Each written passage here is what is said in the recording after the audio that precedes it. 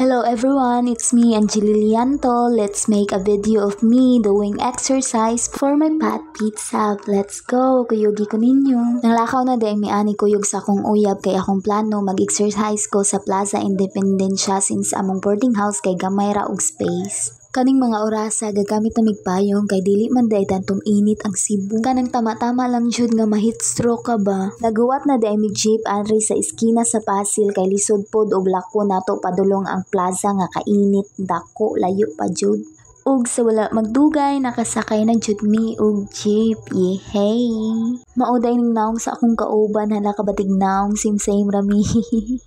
Og sa unahan day gamay ani kay munaog na mi kay dili man mohunong gid exact ang jeep sa Plaza Independencia, so mag-agwanta ta og lakaw gamay. Pero sa Santo Niño ra ni dapit duol-duol ra gud sa Plaza Independencia, gamay-gamay ra taglakon abot naman dayon taad. O di ba? Sabi ko sa inyo mag-intay lang tayo ng tamang panahon at darating din tayo sa ating destinasyon. Kay naabot naman ta, unsa pa may atong dugayan o mag-outfit check sa ko dayon. Start ta tag-exercise. Ihikyad na natong yugamat kay para magsugod na ta di ta maglangay-langay di ta magtinapulan kay basing maabtan tagtapos sa lawas so diwa tay mabuhat. Plaster.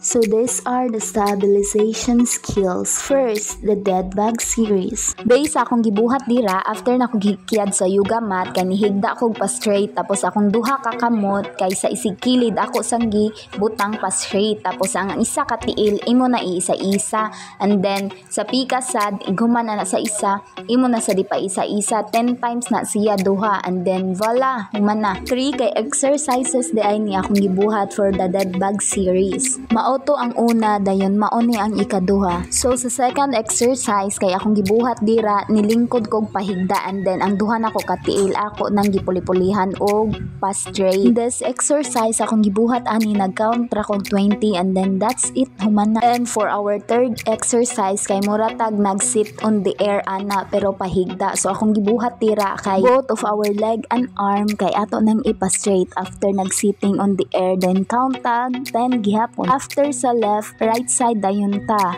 Human natog sitting on the air kay atong ipa-straight ang at right side, leg and arm. We'll do the same ragod count gihapon og 10. And let's move on and focus to the rolling kay human naman ta sa dead bad series. For the rolling imong buhaton ani kay mo straight kag higda tapos ang isa ka kamot nimo ibutang nimo sa babaw pa straight og butang tapos ang isa sad imong ipa-straight sa left side nimo and then ang kanang left side nimo nga imong ipa-straight nga kamot kay imo nang i-rolling kauban sa imong lawas. Ing ana ra ka simple dali ra kay tamahuman. 2 times 3 repetitions. Sa plank series na sadta, first is the elbow or low plank series. Kaning plank kay need ra ba ni siya focus niya kay lisod-lisod ra ba niya sakit kay ni sa tiyan kanang sa abs nimo. Ang kaning first ani kay imong elbow mauni imong itukod for 30 seconds.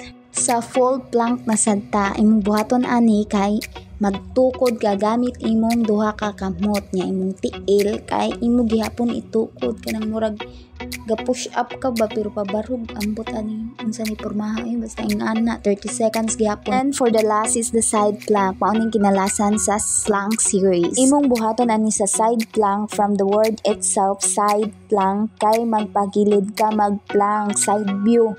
Tanaw lang na sa akong video giunsa ko na pagbuhat paglisod gyapon ko explain basta mauna na 30 seconds gyapon. Humana naman ta sa plank series ari na sad ta sa hip bridge. Imong buhaton ani sa hip bridge kay sa akong gipakita sa video kana akong gidemo kay maghigda ka pero mura galuhod ka nya imong duha ka kamot kay sa isigilid imong ipa-straight nya mura kag magkiyod-kiyod basta mauna 10 times tapos 2 repetitions maura na.